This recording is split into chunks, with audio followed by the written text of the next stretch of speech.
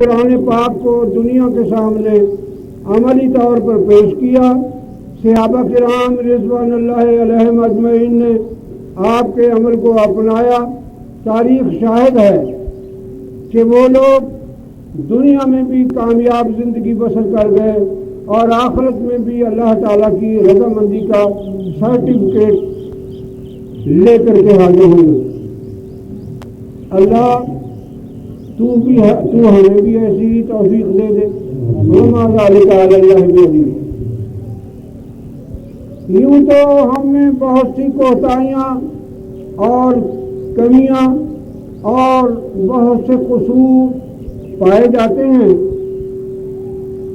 اسلامی نظر سے جب ہم اپنی زندگی کا مطالعہ کریں گے تو ہماری زندگی اسلام کے بالکل خلاف ہے۔ ہم جبرن اور سینہ دوری کے ذریعے اپنے آپ کو مسلمان سمجھتے اور اپنے آپ کو مسلمان کہلواتے ہیں۔ اللہ تعالی ہمارے اندر یہی حب پیدا کر دے کہ ہم مسلمان کہلوانا پسند ہی کرتے رہیں یہاں تک کہ ہمیں موت آ جائے اور ہماری زندگی جو ہے وہ اسلام کی تعلیم کے مطابق ہی بنے۔ بہت سی کوتاہیاں، بہت سی تقصیریں اور بہت سے گناہ اور بہت سی نافرمانیاں اور بہت سی سرکشیاں ہمارے اندر موجود ہیں۔ زندگی کا اسلامی طور پر اگر ہم معائنہ کریں گے اور زندگی کو جانچیں گے تو ہماری زندگی اکثر اسلامی تعلیم کے خلاف ہے۔ ان میں سے چیزہ میں آپ کے سامنے آج پیش کرتا ہوں جو بہت بڑی برائیاں ہیں اور بہت ہی بڑی برائیاں ہیں جن کی وجہ سے آج ہم ذلت میں گرفتار ہیں، ذلیل و خوار ہو رہے ہیں۔ اسلام کے بڑے بڑے اہم فریضے نماز ہے، زکوٰۃ ہے، سچ بولنا ہے اور وعدہ پورا کرنا ہے اور اللہ تعالیٰ پر توکل کرنا ہے۔ ان چیزوں پر حضور پاک سرور کائنات حضرت محمد کریم صلی اللہ علیہ وآلہ وسلم نے جتنا زور دیا ہے اور اعمال پر اتنا زور نہیں دیا۔ اور ہماری بھی ایسی طبیعت ہے کہ جن چیزوں پر حضور پاک سرور کائنات حضرت محمد کریم صلی اللہ علیہ وآلہ وسلم نے بتاکید زور دیا ہے اسی سے ہم بے پرواہ ہیں، اسی سے ہم غافل ہیں، اسی کو ہم اچھی طرح ادا نہیں کرتے اور اسی کی ہم پرواہ نہیں کرتے۔ اللہ تو ہم نے حضور پاک سرور کائنات حضرت محمد کریم صلی اللہ علیہ وآلہ وسلم کی تعلیم پر عمل پیرا ہونے کی توفیق عطا فرمائے۔ نماز سب سے بڑا مسئلہ ہے، اہم ہے۔ نماز کے متعلق حدیث میں ہے حضور پاک سرور کائنات حضرت محمد کریم صلی اللہ علیہ وآلہ وسلم کا فرمان کہ نماز اور کفر، مسلمان مومن اور کافر کے درمیان نمازی فرق ہے۔ چنانچہ ایک حدیث میں ہے حضور پاک سرور کائنات حضرت محمد کریم صلی اللہ علیہ وآلہ وسلم نے فرمایا عن عبداللہ ابن عمرو بن عاصم رضی اللہ تعالیٰ عنہ، عبداللہ بن عمرو بن عاص رضی اللہ تعالیٰ عنہما سے روایت ہے عن النبی صلی اللہ علیہ وآلہ وسلم، وہ حضور پاک سرور کائنات حضرت محمد کریم صلی اللہ علیہ وآلہ وسلم سے روایت کرتے ہیں انہو ذکر الصلاۃ یوم، ایک دن حضور پاک سرور کائنات حضرت محمد کریم صلی اللہ علیہ وآلہ وسلم نے نماز کا ذکر کیا۔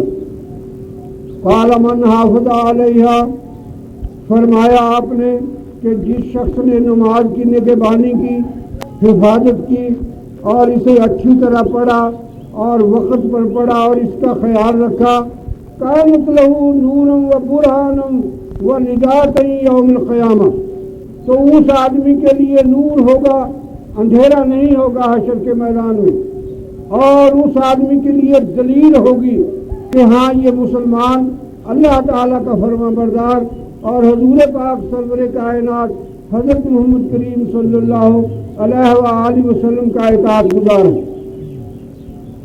اور قیامت کے دن نجات ہوگی اسے، قیامت کے دن اس کی خلاصی ہو جائے گی، اللہ تعالیٰ کی رضامندی حاصل کر لے گا اور وہ اللہ تعالیٰ کی رضامندی کے ذریعے بہشت میں چلا جائے گا۔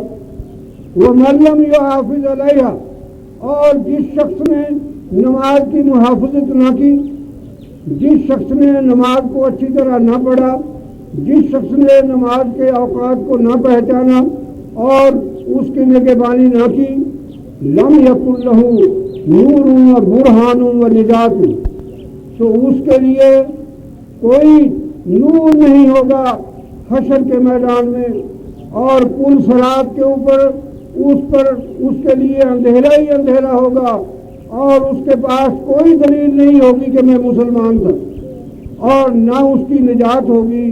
وَكَانَ يَوْمَ الْقِيَامَةِ مَعَ قَارُونَ وَفِرْعَوْنَ وَحَامَانَ وَأُبَيِّ بْنِ خَلْفٍ، اور وہ قیامت کے دن قارون، فرعون، حامان اور ابی بن خلف کے ساتھ ہوگا۔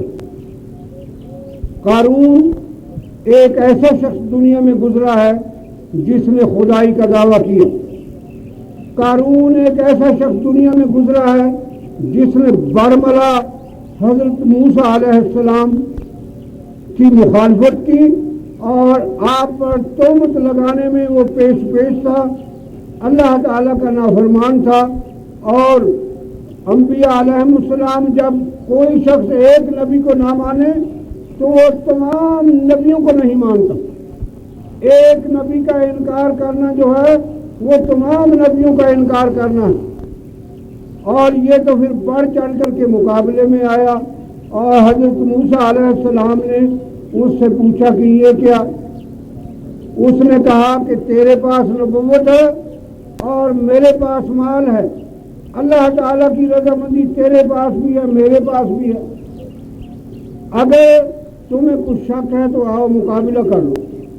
حضرت موسیٰ علیہ السلام اٹھے، آپ نے فرمایا کہ تو پہلے بد دعا کر یا میں کروں؟ تو حضرت موسیٰ علیہ السلام نے فرمایا کہ تم ہی بد دعا کرو۔ اس نے بد دعا کرنی شروع کر دی، حضرت موسیٰ علیہ السلام پر اس بد دعا کا کوئی اثر نہ ہوا۔ حضرت موسیٰ علیہ السلام سجدے میں گرے اور اللہ تعالیٰ سے عرض کی کہ اے اللہ، اس نابکار کو میں سزا دینی چاہتا ہوں، میرے تحت زمین کو کر دے کہ میں جو کچھ زمین کو کہوں وہ مان جائے۔ اللہ تعالیٰ نے وہی بھیجی کہ جا، میں نے زمین تیرے تحت کر دی ہے، تو جو کچھ بھی حکم دے گا اور وہ بالکل قبول کرے گی، اس کی تعمیل کرے گی۔ حضرت موسیٰ علیہ السلام نے بد دعا کرنی شروع کی تو قارون اور اس کے ساتھی جو تھے وہ زمین میں دھنسنے لگ گئے۔ پھر حضرت موسیٰ علیہ السلام کے دل میں خیال آیا کہ اگر یہ اور اس کی جماعت زمین میں دھنس گئی، لوگ کہیں گے کہ روپے پیسے کے بدلے اس نے قارون کو زمین میں دھسا دیا اور اس کے روپے پر، اس مال و دولت پر قبضہ کرنا چاہتا تھا، سو کر لیا۔ تو آپ نے زمین کو حکم دیا کہ اس کے خزانے، اس کا مال و اسباب جو بھی ہے سب لے آؤ۔ زمین لے آئی، دھنسنے شروع ہو گئے۔ حضرت موسیٰ علیہ السلام بد دعا کرتے رہے یہاں تک کہ زمین کے اندر وہ سما گئے، اور قیامت تک ایک آدمی کے قد کے برابر وہ دھنستے ہی چلے جائیں گے۔ یہ قارون تھا جس کے ساتھ بے نمازی کا حضور پاک سرور کائنات حضرت محمد کریم صلی اللہ علیہ وآلہ وسلم نے فرمایا کہ وہ قارون کے ساتھ ہوگا قیامت کے دن۔ اور فرعون خدائی کا دعویٰ کیا، اور حامان جو تھا یہ فرعون کا وزیر اور مشیر تھا، اور ابی بن خلف یہ حضور پاک سرور کائنات حضرت محمد کریم صلی اللہ علیہ وآلہ وسلم کا سب سے بڑا دشمن تھا۔ اس نے جنگ احد میں حضور پاک سرور کائنات حضرت محمد کریم صلی اللہ علیہ وآلہ وسلم کو للکارا تھا، اور صحابہ اس کے مقابلے میں آنا چاہتے تھے۔ آپ نے روکا کہ نہیں، یہ مجھے دعوت دے رہا ہے، میں ہی جاؤں گا، اور ایک تھوڑا سا ایسے اشارہ کیا آپ نے نیزے کا، وہ اپنی سواری پر سے گر گیا، اس کے ساتھی اسے اٹھا کر کے لے گئے، اور وہ بڑا زور زور سے روتا تھا جیسے بیل دہاڑتا ہوتا۔ لوگ کہتے تھے کہ یار چوٹ تو کچھ نہیں ہے، اور تو اتنی بڑی تکلیف ظاہر کرتا ہے۔ اس نے کہا کہ ٹھیک ہے، چوٹ کچھ نہیں، لیکن چوٹ مارنے والوں کو دیکھو گے کون ہے۔ چوٹ واقعی معمولی ہے، اور میں اس چوٹ سے مر جاؤں گا، بچ نہیں سکتا، لیکن چوٹ مارنے والے کو تو دیکھو کہ وہ کیا ہستی ہے۔ تو کیا ملا اس سے یہ ملا کہ وہ لوگ حضور پاک سرور کائنات حضرت محمد کریم صلی اللہ علیہ وآلہ وسلم کی ہستی اور تعلیم کو برحق تسلیم کرتے تھے، مانتے تھے، لیکن اپنے خاندان اور قبیلے کی پچ رکھنے کے لیے اور اپنی عزت کو بڑھانے کے لیے وہ حضور پاک سرور کائنات حضرت محمد کریم صلی اللہ علیہ وآلہ وسلم کی مخالفت کرتے تھے۔ محض خاندانی تعصب تھا، محض خاندانی رقابت تھی، جس کی وجہ سے، ورنہ اس کے یہ بیان ثابت کرتے ہیں کہ مارنے والے کو دیکھو کہ کس نے مارا۔ تو یہ چار آدمی حضور پاک سرور کائنات حضرت محمد کریم صلی اللہ علیہ وآلہ وسلم نے فرمایا کہ یہ چار بڑے بڑے کافر، مرتد، نافرمان اور سرکش جو ہیں، بے نماز کا ان کے ساتھ قیامت کو حشر ہوگا، یہ انہیں کے ساتھ جائیں گے۔ اللہ ہمیں معاف کرے اور نماز پڑھنے کی ہمیں توفیق۔ جتنی ضروری ہے اور جیسی ضرورت حضور پاک سرور کائنات حضرت محمد کریم صلی اللہ علیہ وآلہ وسلم نے فرمائی ہے، اتنی ہی ہم اس سے بے پرواہ ہیں۔ اے اللہ تو ہماری اس غفلت کو ظاہر کر۔ دوسرا مسئلہ ہے وعدہ وعید کا، عہد کر لینے کا۔ حضور پاک سرور کائنات حضرت محمد کریم صلی اللہ علیہ وآلہ وسلم نے فرمایا، عدت المسلم کا اخذ الکف، مسلمان کا وعدہ تو ایسا ہوتا ہے جیسے ہاتھ پکڑا دیا۔ مسلمان کا وعدہ، مومن کا وعدہ ایسا ہوتا ہے جیسے ہاتھ پکڑا دیا۔ ہم نے کتنے وعدے کیے ہوں گے لوگوں کو دھوکہ دینے کے لیے، کتنی دفعہ جھوٹے وعدے کیے ہوں گے، اور کتنی دفعہ ہم نے دیدہ دانستہ وعدے کو پورا نہ کیا ہوگا۔ اور حضور پاک سرور کائنات حضرت محمد کریم صلی اللہ علیہ وآلہ وسلم کی تعلیم کہ منافق کی 3 علامتیں ہیں، اور ان میں سے ایک یہ اذا وعد اخلف، کہ جب وہ وعدہ کرتا ہے تو اس کا خلاف کرتا ہے۔ اللہ تعالیٰ کا فرمان ہے، ان المنافقین فی الدرک الاسفل من النار ولن تجد لهم نصیرا، بلا شبہ منافقین کا ٹھکانہ جہنم کے نچلے حصے میں ہے، اور ان کا کوئی مددگار نہیں۔ اس کی جتنی ڈانٹ ڈپٹ اور جتنی ضرورت حضور پاک سرور کائنات حضرت محمد کریم صلی اللہ علیہ وآلہ وسلم نے فرمائی ہے، ہم اتنے اس سے بے پرواہ اور غافل۔ آؤ ایک وعدے کی بات، ایک قصہ آپ کے سامنے میں پیش کرتا ہوں۔ ہے تو وہ بنی اسرائیل کا، لیکن وعدے کو وہ اس نے ایسے پورا کیا جیسے کہ اس کے سامنے خدا کا ڈر موجود۔ سمندر کا سفر ہے، ایک شخص نے دوسرے شخص کو کہا کہ یار میں سفر پر جا رہا ہوں، مجھے ادھاری دے دے، تیرے پاس پیسے ہیں؟ اس نے کہا پیسے تو ہیں لیکن تم گواہ لاؤ۔ اس نے کہا گواہ یہاں کون ہے؟ میں کسی کو نہیں جانتا، اللہ میرا گواہ ہے۔ اس نے کہا پھر جب اللہ گواہ ہے تو ضامن لاؤ۔ اس نے کہا کہ میں ضامن کسے لا دوں؟ اللہ ہی ضامن۔ اس نے کہا ٹھیک ہے یہ بات، کہ اللہ گواہ ہے اور اللہ ہی ضامن ہے؟ اس نے کہا ہاں جی یہ بات ٹھیک ہے۔ اس نے 1000 اشرفی اسے دے دی۔ 1000 اشرفی لے کر وہ سمندر کے سفر میں مشغول ہو گیا اور وعدہ کر لیا کہ فلاں دن میں تیری رقم تیرے گھر پہنچا دوں گا۔ وہ اپنے سفر سے واپس آیا، تاجر آدمی تھا، اور پھر دریا سمندر کے کنارے پر آ گیا۔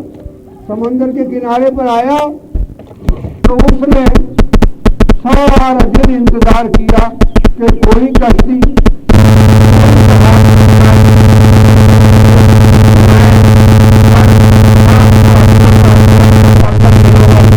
بھی پورا رہے، کوئی کشتی نہ ملی۔ اس دن کوئی جہاز ہی نہیں آیا۔ تو اس نے یہ ترکیب سوچی کہ وعدے پر مجھے ضرور جانا چاہیے تھا، لیکن اب تو کوئی ترکیب ہی نہیں رہی ہے۔ اللہ تعالیٰ میرا گواہ ہے، اللہ ہی ضامن ہے۔ وہاں سے ایک لکڑی اٹھائی اور لکڑی کو کھول کر کے اس میں 1000 اشرفی بھر دی اور رکا لکھ دیا کہ بھائی صاحب اللہ گواہ ہے، اللہ ہی ضامن ہے، میں اپنی رقم اللہ کے سپرد کر کے تیرے پاس پہنچانا چاہتا ہوں، اور یہ پہنچ جائے۔ دوسرے دن اسے جہاز بھی مل گیا، اور ادھر وہ قرض خواہ جو تھا وہ سمندر کے کنارے پر اسی دن صبح سے شام تک بیٹھا رہا کہ وہ آدمی ضرور بالضرور آئے گا اور میری رقم دے جائے گا۔ لیکن جب شام ہوئی وہ چلنے لگا تو اس نے کہا کہ اب آنے کا نہیں ہے، وہ اس نے وعدہ نہیں پورا کیا ہے، چلو چلتے ہیں۔ جب وہ دریا کے کنارے سے اٹھنے لگا تو دیکھا کہ ایک لکڑی بھی کنارے کے ساتھ لگی ہوئی ہے۔ اس نے کہا چلو بھائی اس لکڑی کو لے چلتے ہیں، سوکھ جائے گی، پھاڑ لیں گے، جلانے کے کام آئے گی۔ لکڑی اٹھا گھر چلا گیا۔ گھر گیا تو لکڑی کی واقعی ضرورت تھی۔ اس نے جب لکڑی کو پھاڑا تو وہ ٹھنا ٹھنا اشرفیاں گرنے لگ گئی۔ اس نے پھر غور سے اسے دیکھا کہ یہ تو اشرفیوں کی بھری ہوئی ہے، اور اس میں سے ایک خط نکلا کہ اللہ کی گواہی اور اللہ کی ضمانت پر میں نے تجھ سے یہ قرضہ لیا تھا، اور اسی کے وسیلے سے میں تیرے پاس بھیج رہا ہوں، اسے قبول کر۔ اس نے اپنے روپے گنے، لکڑی پھاڑی، لکڑی اپنی ضرورت میں لے آیا تو اور دوسرے دن وہ آ گیا۔ اس کا یہ شک ہی رہا کہ ممکن ہے کہ وہ لکڑی اس کے ہاتھ نہ لگی ہو۔ اس کے گھر پہنچا، گھر پہنچ کر کے اس کے سامنے 1000 اشرفی ڈیری کر دی کہ یہ لوگ بھی اپنا قرضہ گل میں پہنچ نہ سکا، کشتی نہ ملی، نہ کوئی جہاز ملا، نہ کوئی ایسا وسیلہ اور ذریعہ تھا میرے پاس کہ میں تیرے پاس پہنچ جاتا، دیر ہو گئی، معاف بھی کرو۔ اس نے وہ اٹھائی ڈھیری اشرفیوں کی، اٹھا کر کے اس کے پلے میں ڈال دی کہ بھائی جو تو نے مجھے رقم بھیجی تھی وہ مل گئی۔ اس سے ہمیں 2 سبق ملتے ہیں۔ وہ حضور پاک سرور کائنات حضرت محمد کریم صلی اللہ علیہ وآلہ وسلم کا مطیع نہیں تھا، نہ وہ زمانہ تھا۔ وہ حضرت عیسیٰ علیہ السلام کا مطیع تھا، لیکن نبیوں کی تعلیم عام طور پر ایک ہی جیسی ہوتی ہے۔ کچھ حکم احکام جو ہوتے ہیں ان میں کچھ جدائی اور علیحدگی پائی جاتی ہے، ورنہ شروع سے لے کر آخر تک انبیاء علیہ السلام کی تعلیم ایک ہی جیسی رہی۔ ایک تو اس کا وعدہ پورا کرنا دیکھو، اور دوسرے اب ہمارا زمانہ دیکھو۔ اگر ہمارے پاس وہ لکڑی پہنچ جاتی اور ہم اس میں سے روپیہ نکال لیتے اور دوسرے دن وہ روپیہ دینے آتا تو ہم وہ بھی ہضم کر گئے تھے اور یہ بھی ہضم کر گئے۔ اس کی ایمانداری، اس کی امانت اور دیانت جو ہے وہ قابل تعریف ہے۔ اللہ تعالی ہمیں بھی ایسی امانت اور دیانت دے۔ حضور پاک سرور کائنات حضرت محمد کریم صلی اللہ علیہ وآلہ وسلم نے فرمایا صداقت، دیانت اور کسب حلال کی روزی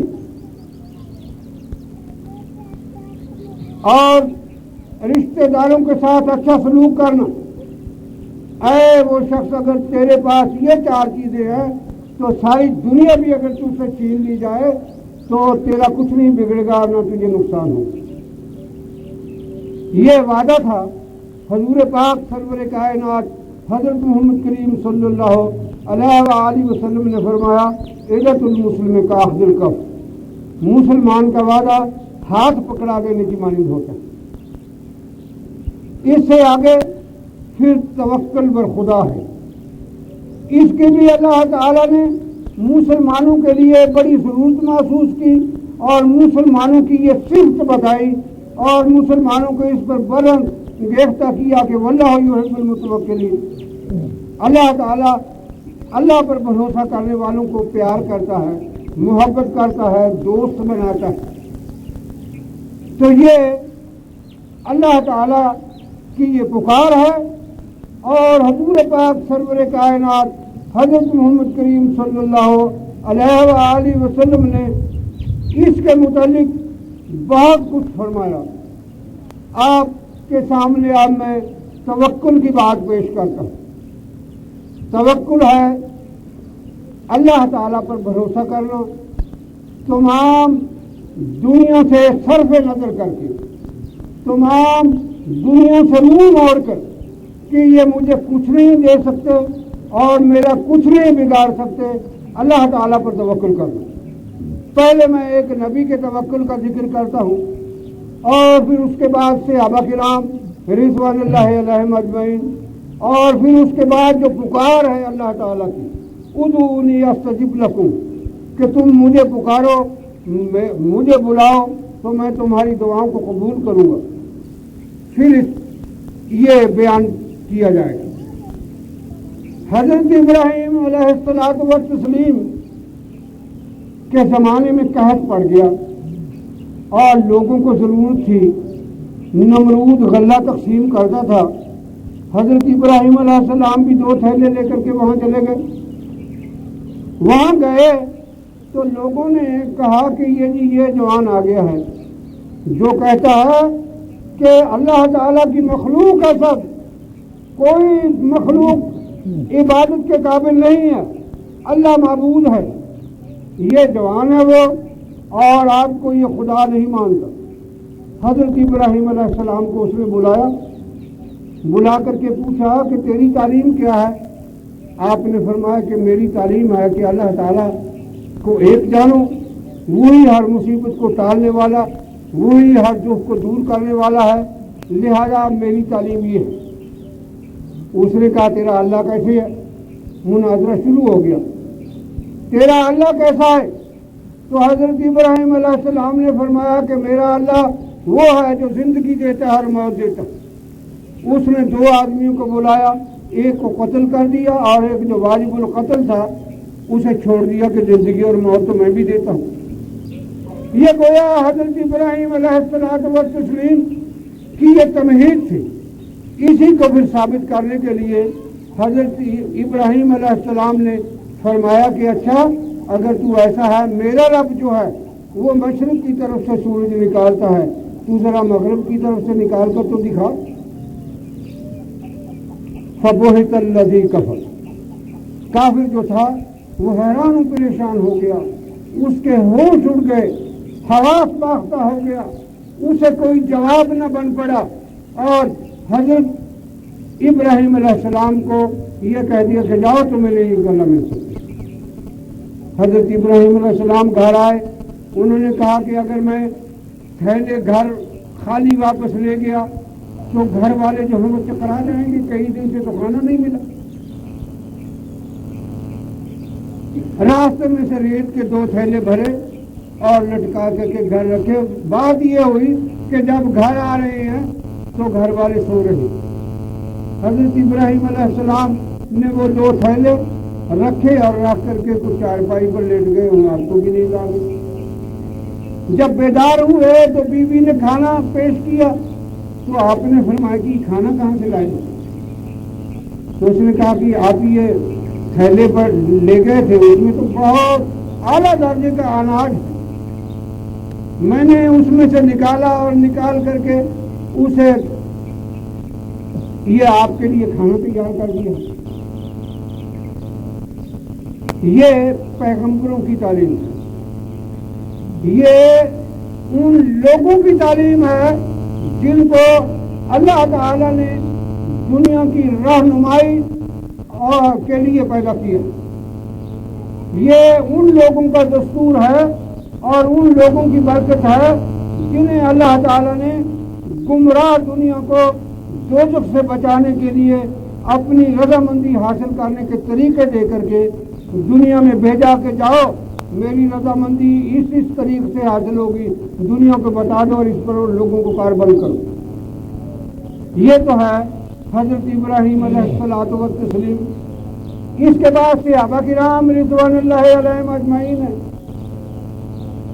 कि घर में कुछ नहीं, मजदूरी के लिए चले गए और घर वालों को कह गए कि मैं अभी कोई दिहाड़ी करता हूँ और फिर उससे गल्ला खरीद करके लाऊंगा और फिर तुम्हें खाने पीने के लिए मिल जाएगा। बीवी ने समझा कि लाएगा क्या, गेहूं लाएगा, बाजरा लाएगा, जवार लाएगा, और जल्दी से चक्की को साफ किया, झाड़ू दिया चक्की में और तंदूर में आग जला दी कि जब भी आएगा दाने पीस करके आटा गूंद करके तंदूर में रोटियां लगा दूं। लेकिन वो तलाश करता रहा, न किसी मजदूरी मिली और न कुछ चीज मिली। उन्होंने घर में जब वापस आया तो देखा, जब औरत ने उसने देखा कि वो चक्की चल रही है और जब तंदूर पर से बर्तन उठाया तो तंदूर रोटियों का भरा पड़ा। ये खुदा पर तवक्कल करने वालों के हालात हैं कि जो शख्स अल्लाह ताला पर तवक्कल करता है, अल्लाह ताला और ऐसे असबाब और ऐसे ज़राए और ऐसे वसाइल पैदा कर देता है कि उसे किसी मखलूक की तरफ कोई ज़रूरत ही नहीं रहती। अल्लाह ताला खुद अपने पर तवक्कल करने वालों का खुद हामी और नासिर है और खुद ही उसकी कफालत करता है। बारी ताला से दुआ है कि ऐ अल्लाह, हमें भी तू तवक्कुल जैसी नेमत से माला माल कर दे। इसके बाद फिर अल्लाह ताला की पुकार है। ये चीजें जो मैं आपके सामने बयान करता हूँ, शरीयत में, इस्लाम में इनकी हद दर्जा ज्यादा जरूरत है, हद दर्जा ज्यादा जरूरत है। और इसी को हम पसे पुष्ट डाले हुए हैं, हमें कोई परवाह नहीं है कि हमारे दिल में कोई ऐसी चीज भी है। तो आप तारीख में है कि एक शख्स ने बयान दिया कि मैं दिमाश्क से रबजानी तक अपनी खच्चर चलाया करता था और उस खच्चर के जरिए उस खच्चर का किराया जो था वही मेरी जिंदगी का सहारा था। लोगों को ले जाता बिठा करके, उधर से किराया लेता, उधर से आने वाले फिर उनसे किराया ले लेता। इसी तरह मेरी जिंदगी बसर कर होती रही। एक दिन एक शख्स आया, उन्होंने कहा कि मुझे भी फलां जगह ले चलो। मैंने उसके साथ किराया जो था वो निपटाया और दोनों को मंजूर हो गया, वो ले चला। मैं एक रास्ते, उसने मुझे एक ऐसे रास्ते पर लगाया कि दूर जाकर के फिर उस रास्ते के दो रास्ते बनते थे। मैं भी उस रास्ते को जानता था। मैं दाहिनी तरफ के रास्ते को जिस वक्त मुड़ने लगा तो उसने कहा कि नहीं यार, मेरी मंजिल तो इधर है। उसने कहा कि मैं इस रास्ते को जानता नहीं, उस मुसाफिर ने कहा कि मैं इस रास्ते को खूब जानता हूँ, चलो इस तरफ ले चलो। खैर मैं उस तरफ चला गया। कुछ देर चलने के बाद हम एक बहुत लकोदक जंगल में पहुंचे, उजाड़, बेअबान, सुनसान और बड़ा खौफनाक और खतरनाक जंगल था। और उसने कहा कि भाई अब तुम लगाम रोको, मैंने यहाँ उतरना। जब मैंने इधर उधर देखा, नजर दौड़ाई, तो वहां इंसानों के बेशुमार पिंजर पड़े और किसी के तन पर सर नहीं है। तो ऐसे मालूम होता था कि यही जालिम यहाँ लोगों को ला करके कत्ल करता और उनको माल असबाब को लूट करके घर ले जाता। खैर मैंने बाग रोक ली और उसने खच्चर पर से उतर के अपने कपड़े संभाले اور تہمت کس لیا اور چھری نکال کر کے میرے پر حملہ کیا۔ میں ڈر کر کے بھاگ گیا، میں بھاگا، لیکن وہ آدمی زبردست تھا، طاقتور تھا اور مجھ سے زیادہ زوردار تھا، اس نے مجھے پکڑ لیا۔ میں نے اس کی بڑی منتیں کی، بڑی منت سماجت کی کہ یار تو مجھے چھوڑ دے، خدا کے واسطے مجھے چھوڑ دے، نبی کے واسطے مجھے چھوڑ دے، میری اولاد کے واسطے مجھے چھوڑ دے، میری اولاد یتیم ہو جائے گی، میری بیوی رانڈ ہو جائے گی، اور میرے گھر میں کوئی کمانے والا ایسا نہیں ہے، خدا کے لیے مجھے چھوڑ، آ جا، یہ کھچر بھی تو لے جا اور مال اسباب بھی جو کچھ ہے لے جا، یہ تیرا۔ اس نے کہا یہ تو میرا ہی ہے، لیکن میں تجھے زندہ نہیں رہنے دوں گا۔ تو پھر اس نے کہا کہ میں نے اسے کہا کہ یار اگر یہ موت کا ہی وقت آ گیا ہے تو خدا کے لیے میری ایک قرض مان لے، دیر بھی نہیں لگے گی۔ اس نے کہا ہاں بتاؤ۔ اس نے کہا کہ مجھے 2 رکعت نماز پڑھ لینے دو، تو پھر تم مجھے قتل کر دینا۔ اب موت تو آ ہی گئی ہے اور میں چاہتا ہوں کہ میری موت جو ہے وہ میرا خاتمہ اور ادھر نماز کا خاتمہ ہونا۔ خیال کرو، یہ صحابی ہے، یہ مسلمان ہے، حضور پاک سرور کائنات حضرت محمد کریم صلی اللہ علیہ وآلہ وسلم کا فرما بردار ہے۔ موت کے وقت سے یہ آرزو ہے کہ مجھے موت اس وقت آئے جب میں نماز میں۔ اس نے کہا اچھا نماز تم پڑھ لو، پھر میں تمہیں قتل کر دوں گا۔ میں نے وضو کیا، وضو کر کے نماز نیت باندھ دی۔ خدا کی قسم مجھے پر اتنا خوف طاری ہو گیا کہ میری سمجھ میں نہیں آتا تھا کہ میں کیا کروں۔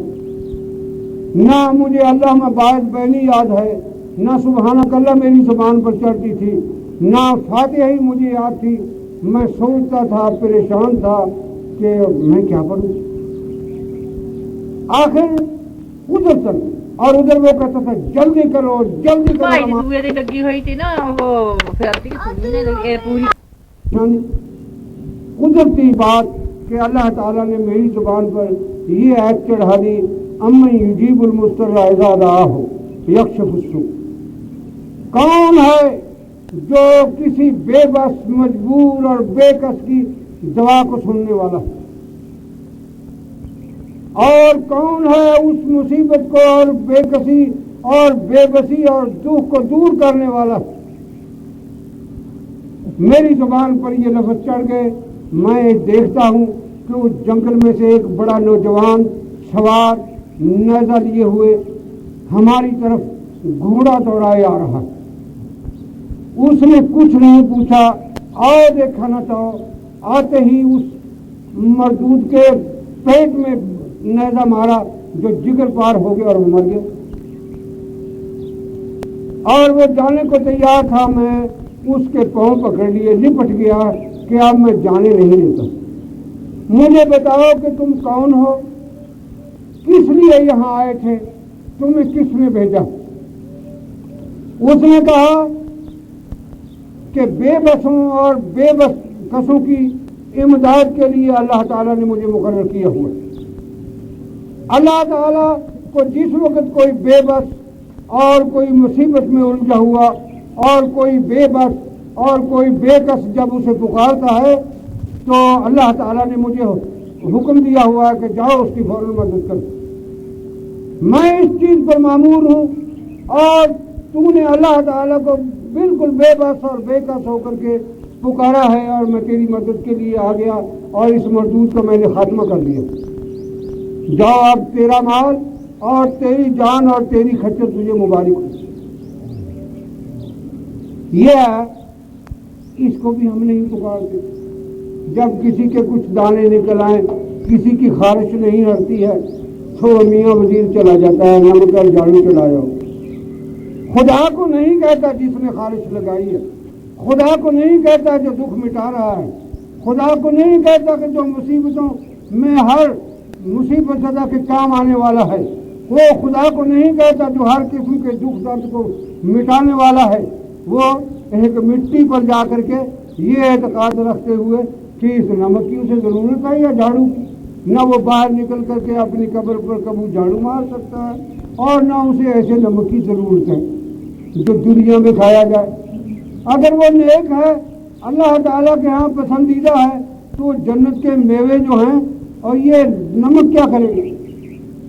ان کے مقابلے میں نمک کیا کرے گا؟ اللہ تو ہمیں اس الٹی سمجھ سے بچا کے رکھ۔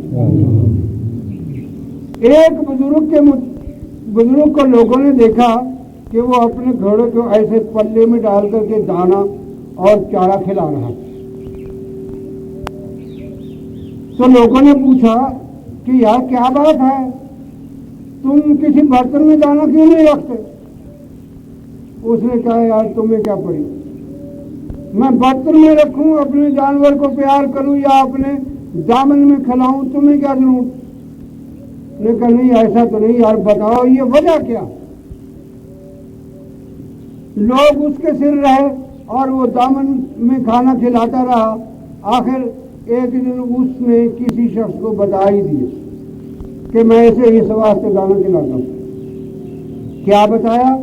کہ ہماری رومیوں کے ساتھ جنگ ہوئی اور بہت بری شکست ہوئی ہم مسلمانوں کو ایک دفعہ ان سے بہت بری شکست ہوئی، تو میں گھوڑے پر سوار تھا، نیزہ تلوار تیر کمان ڈھال اور بھالا سب کچھ میرے پاس تھا۔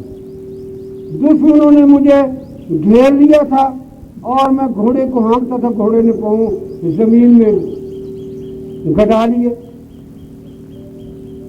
گھوڑا نہ تھا۔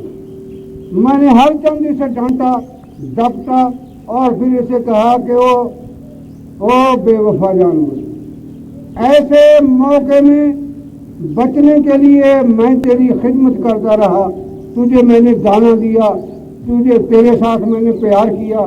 اللہ تعالیٰ نے گھوڑے کو زبان دی، وہ بولا کہ تو نے مجھے کوئی دانہ نہیں دیا ہے، کوئی دانہ نہیں دیا ہے، تو اپنے سائز کو اپنے نوکر کو چارہ اور دانہ دیتا تھا اور اس چارے اور دانے میں سے چرا لیتا تھا، مجھے تھوڑا کھلاتا تھا اور باقی اپنے کام میں لے آتا تھا۔ جب تو نے میری پرواہ نہیں کی تو اس میدان میں تیری کیسے مدد کر سکتا؟ تو پھر اس بزرگ نے کہا کہ میں نے کہا کہ آج سے میں تیرا ہی نوکر ہوں، میں اپنے نوکر کو کبھی تیرے لیے راشن اور تیرا رسد اور راتب کبھی نہیں دوں گا، میں اپنے دامن میں ڈال کر کے تیرا راشن تجھے کھلایا کروں گا، میرا اور تیرا یہ عہد ہے۔ ان اللہ کان عنہ مسئولا، عہد جو ہے وہ اس کے متعلق سوال ہوگا کہ تم نے جو عہد کیا تھا اسے پورا کیا یا نہیں کیا ہے تو ٹھیک ہے، اگر نہیں کیا ہے تو پھر اس کی سزا بہت بڑی ہے۔ خیر عہد ہم بھی کر رہے ہیں۔ الستو بربکم، جس وقت اللہ تعالیٰ نے تمام ارواح کو جمع کر کے کہا کہ میں تمہارا رب نہیں ہوں، تو ہم سب نے کہا کہ تو ہمارا رب ہے۔ اب ہم اسی رب کے سامنے جانے سے کتراتے ہیں یا اسے ویسے ہی بیکار سمجھتے ہیں کہ اس نے کیا دینا ہے، فلاں قبر پر جاؤ اور فلاں سے ملو، وہ سب کچھ ہی دے گا۔ ہمارا عہد تھا کہ اے اللہ تیرے سوا ہم کسی کی عبادت نہیں کریں گے، کسی سے مصیبت کے وقت کوئی مدد طلب نہیں کریں گے، اور تو ہی عبادت کے قابل ہے، باقی مخلوق ہے، مخلوق جو ہے وہ معبود نہیں ہو سکتی۔ خیر میں نے گھوڑے کو کہا، گھوڑا تھا بھی بہت تیز رفتار، اس نے اپنی تیزی کے ذریعے سے مجھے دشمنوں کے نرغے سے بچا لیا۔ اب میرا اور اس کا عہد ہے، میں اسے اپنے دامن میں کھانا کھلاتا ہوں۔ میں اپنے عہد کو پورا کرنے کے لیے اپنے دامن میں کھانا کھلاتا ہوں، اور یہ بات پھر مشہور ہو گئی، پھر لوگ آنے جانے لگ گئے کہ یار وہ گھوڑے والا واقعہ تو بتاؤ۔ وہ پھر سنانے لگ گیا۔ یہ قصہ روم تک چلا۔ روم کے بادشاہ نے کہا کہ ایسے آدمی کو میرے پاس لاؤ، میں اسے سزا دوں گا، اور یہ ہمارا دشمن ہے، ہمارے نرغے سے نکل چکا تھا۔ چنانچہ ایک آدمی آیا اور اس نے آ کر کے اسے اپنا اسلام ظاہر کیا اور اس کا دوست بن گیا۔ بہت دنوں بعد اس نے ریاکاری، مکاری اور فریب کاری سے اسے اپنے ہتھے چڑھا لیا اور کہا کہ چلو شہر کو چلیں، فلاں جگہ چلیں گے۔ اس نے کہا یار مجھ سے نہیں جایا جائے۔ اس نے کہا تو میرے ساتھ دھوکہ کرے گا؟ یہ کہا کہ اللہ کو میں ضامن دیتا ہوں تیرے ساتھ میں دھوکہ نہیں کروں۔ مکار تھا، منافق تھا، ظاہری طور پر اپنے مسلمان ہونا ظاہر کرتا تھا لیکن تھا وہ کافر۔ آخر وہ مسلمان جو تھا گھوڑے والا اس کے ہتھے چڑھ گیا، وہ دونوں گھوڑے پر سوار ہوئے اور اس نے آگے اطلاع بھیج دی کہ آدمی جابر ہے، میں اسے مار نہیں سکتا۔ ایک پہلوان جھاڑی میں چھپا دینا، جب ہی آئے گا تو ہم دونوں مل کر کے اس کا کام تمام کر دیں گے۔ بادشاہ نے ایک بڑا زبردست پہلوان جو تھا اسے حکم دیا کہ وہاں جھاڑیوں میں چھپ چھپا جانا، جب وہ آدمی آئے تو اس کا گھوڑا لے لینا اور اسے قتل کر دینا، تیرا ساتھی بھی ایک ہوگا، ہم نے بھیجا ہوا ہے۔ خیر وہ اپنے اصل مقام پر پہنچ گیا منافق اس مسلمان کو لے کر۔ اس واقعے کو میں پورا کروں، اس کے پورا کرنے سے پہلے میں بتا دیتا ہوں کہ زندگی کوئی کسی کی ختم نہیں کر سکتا، کوئی بھی۔ اللہ تعالیٰ کے ہاتھ میں موت بھی ہے اور زندگی بھی ہے، اور وہی اس کا مالک اور خالق ہے۔ چنانچہ اللہ تعالیٰ نے اپنا خود ہی اس کے مالک اور خالق ہونے کا بیان دیا، الذی خلق الموت والحیات لیبلوکم ایکم احسن عملا، کہ اللہ کی وہ ذات پاک ہے جس نے موت اور زندگی کو پیدا کیا تاکہ تمہاری آزمائش ہو سکے کہ تم اللہ کے احکام اور فرامین کو مانتے ہو، حضور پاک سرور کائنات حضرت محمد کریم صلی اللہ علیہ وآلہ وسلم کی تعلیم کو تسلیم کرتے ہو۔ یہ ہے کہ زندگی کوئی کسی کی ختم نہیں کر سکتا، کوئی ایک سیکنڈ پہلے کسی کو نہیں ختم کر سکتا اور نہ کوئی کسی کو دے سکتا۔ جو لوگ متوکل ہیں انہیں اس زندگی کی ویسے پرواہ بھی نہیں ہے۔ آپ جب پہلے ماشاء اللہ لگا ہے تو اس وقت مودودی کو پھانسی کا حکم ہو گیا کہ اسے پھانسی دے دینی چاہیے، یہ مرزائیوں کو کافر کہتا ہے اور یہ کسی غیر ملک کا یہ کٹ پتلی ہے۔ پھانسی کا حکم ہو گیا۔ مودودی کے خاندان والوں نے درخواست دی رحم کی کہ اس پر رحم ہو جانا چاہیے، تو مودودی صاحب کو پتہ چلا تو انہوں نے کہا کہ میں حکومت سے زندگی کی بھیک نہیں مانگتا، ان کے پاس جو طاقت ہے وہ اپنی استعمال کر لیں، میری زندگی خدا بند اعلیٰ نے جو کچھ لکھ دیا ہے اس سے ایک سیکنڈ پہلے یہ مجھے ختم نہیں کر سکتے۔ میرے خاندان والوں نے میرے مشورے اور میری مرضی کے مطابق مرضی کے خلاف انہوں نے درخواست دی ہے، لہذا یہ کوئی درخواست سنی نہ جائے، گورنمنٹ اپنا زور لگائے اور مجھے پھانسی دے، میں ان سے زندگی کی بھیک مانگنے کے لیے تیار ہوں۔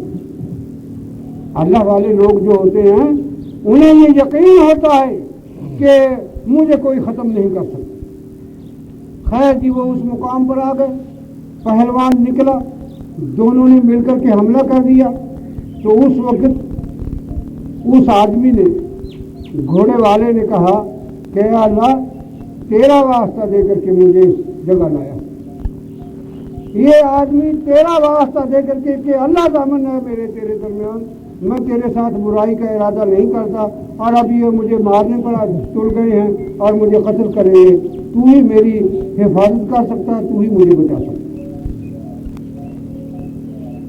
اور کھڑا ان کے ساتھ باتیں کرتا ہے کہ میرا قصور بتاؤ کیا، تم کیوں مجھے قتل کرنا چاہتے ہو، تم میرے ساتھ کیسے دشمن ہو گئے، میرا تمہارا کوئی لین دین تھا جس میں نے کمی بیشی کر لی ہے اور تم مجھے ختم کرنا چاہتے ہو۔ وہ اس کی باتوں کا جواب دے رہے ہیں اور وہ آدمی دیکھ رہا ہے کہ جنگل میں سے 2 بھیڑیے 2 چیتے یا شیر اچھلتے کودتے آ رہے ہیں۔ وہ قریب پہنچے اور اس پہلوان کو اور اس مکار کو ٹکڑے ٹکڑے کر کے گرا گئے اور جنگل میں چلے۔ امن یجیب المضطر اذا دعا یکشف السوء، کون ہے بے کس اور بے بس اور مصیبت زدہ کی پکار کو سننے والا اور مصیبتوں سے اس کو نکالنے والا اور اس کے دکھ درد کو مٹا دینے والا کون ہے؟ اللہ ہے، اس کے سوا کوئی نہیں۔ ہر جگہ وہی پہنچتا ہے، جہاں کوئی بھی نہ پہنچ سکے وہاں اللہ پہنچتا ہے، اور اس سے کوئی چیز اس کے قبضہ قدرت سے باہر نہیں ہے۔ لیکن یہ واقعات کیوں رونما ہوئے؟ انسان نے اتنا عمل کیوں کیا ہے اور اس کا عقیدہ کیوں ایسا ہو گیا؟ اب ہم نے یہ دیکھنا، حضور پاک سرور کائنات حضرت محمد کریم صلی اللہ علیہ وآلہ وسلم ایک جنگ سے واپس آ رہے ہیں۔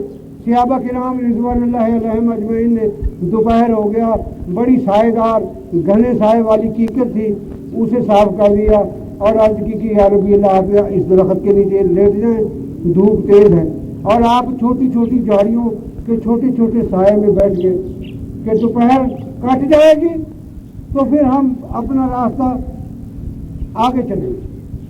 حضور پاک سرور کائنات تھکے ماندے تھے، آپ نے تلوار اس طرح درخت پر لٹکا دی اور اچانک نیند آ گئی ٹھنڈی۔ شریف کے ایک روزے کی قیمت آپ کے سامنے پیش کرتا ہوں۔ حضور پاک سرور کائنات حضرت محمد کریم صلی اللہ علیہ وآلہ وسلم نے فرمایا کہ جس شخص نے بغیر عذر کے ایک روزہ چھوڑ دیا، اگر وہ ساری عمر بھی روزے رکھتا چلا جائے تو اس روزے کا ثواب نہیں مل سکے گا اسے۔ ساری عمر کے روزے جو ہیں وہ بے عذر روزہ رکھنے سے جو ثواب اسے نہیں ملا، ساری عمر کے روزے بھی اس کے ثواب کو نہیں پہنچ سکتے۔ لہذا اس کی بھی قدر کرو، اور میں دعا کرتا ہوں کہ اے اللہ، جن لوگوں نے بغیر عذر کے رمضان کی ہتک بھی کی اور پرواہ بھی نہ کی اور روزے بھی نہیں رکھے، تو ان کی عمر لمبی کر دے اور انہیں توفیق دے کہ وہ آئندہ رمضان میں تیرے حکم اور حضور پاک سرور کائنات حضرت محمد کریم صلی اللہ علیہ وآلہ وسلم کی تعلیم کے مطابق رمضان کے روزے رکھ کر کے تیری رضامندی حاصل کر دے۔ اور جن لوگوں نے تکلیف اور پیاس کا مقابلہ کر کے اللہ تعالیٰ کی رضامندی حاصل کرنے کے لیے حضور پاک سرور کائنات حضرت محمد کریم صلی اللہ علیہ وآلہ وسلم کی تعلیم کے مطابق روزے رکھے ہیں، ان کے روزوں کو تو قبول کر۔ عید کے متعلق حضور پاک سرور کائنات حضرت محمد کریم صلی اللہ علیہ وآلہ وسلم کا فرمان ہے کہ بستی اور شہر کے بڑے بڑے دروازوں پر آ کر کے فرشتے بیٹھ جاتے ہیں، کھڑے ہو جاتے ہیں، لوگ نکلتے ہیں تو اللہ تعالیٰ فرماتے ہیں کہ میرے بندوں کو دیکھو اور یہ تمہارا کیا خیال ہے کہ جو شخص مزدوری کرے اسے مزدوری ملنی چاہیے؟ تو فرشتے عرض کریں گے کہ اللہ ہاں ملنی چاہیے۔ تو باری تعالیٰ فرماتے ہیں کہ تم گواہ رہو، میں نے ان سب کو معاف کر دیا۔ تم گواہ رہو کہ یہ لوگ جو سب شکرانے کے نفل اور رکعتیں پڑھنے جا رہے ہیں، میں نے ان سب کو معاف کر دیا۔ کتنی بڑی اللہ تعالیٰ کی مہربانی ہے کہ روزہ رکھے انسان اور پھر آج کے دن خلاصی اور نجات کا سرٹیفکیٹ مل جائے۔ اے اللہ، تو ہماری بدعملی سے صرف نظر کر کے ہمیں ایسی توفیق دے دے اور ہماری عمروں میں برکت پیدا کر دے، تاکہ آئندہ جو سال آئے اور ہم وہ روزے اس طرح رکھیں جو تیرے حکم کے مطابق اور حضور پاک سرور کائنات حضرت محمد کریم صلی اللہ علیہ وآلہ وسلم کی تعلیم کے عین موافق ہوں۔ بارک اللہ لنا و لکم فی القرآن۔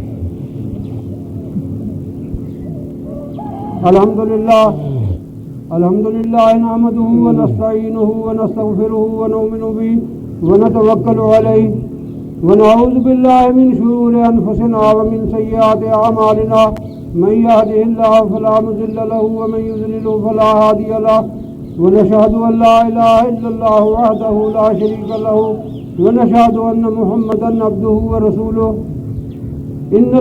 فأعوذ بالله السميع العليم من الشيطان الرجيم بسم الله الرحمن الرحيم إن الله وملائكته يصلون على النبي يا أيها الذين آمنوا صلوا عليه وسلموا تسليما اللهم صل على محمد وعلى آل محمد كما صليت على إبراهيم وعلى آل إبراهيم إنك حميد مجيد اللهم بارك على محمد وعلى آل محمد كما باركت على إبراهيم وعلى آل إبراهيم إنك حميد مجيد اللهم أيد الإسلام والمسلمين وأعز الإسلام والمسلمين اللهم استرنا بسترك الجميل ربنا لا تجعلنا فتنة للقوم الظالمين ونجنا برحمتك من القوم الكافرين ربنا أنت ولينا في الدنيا والآخرة توفنا مسلمين وألحقنا بالصالحين اللهم استرنا بسترك الجميل ربنا لا تجعلنا فتنة للقوم الظالمين ونجنا برحمتك من القوم الكافرين ربنا ظلمنا أنفسنا وإن لم تغفر لنا وترحمنا لنكونن من الخاسرين ربنا تقبل منا إنك أنت السميع العليم وتب علينا إنك أنت التواب الرحيم اللهم انصر الإسلام والمسلمين وأعز الإسلام والمسلمين ودمر الأعداء الدين اللهم انصر من نصر دين محمد صلى الله عليه وسلم واجعلنا منهم واخذل من خذل دين محمد صلى الله عليه وسلم ولا تجعلنا منهم سبحان ربك رب العزة عما يصفون وسلام على المرسلين والحمد لله رب العالمين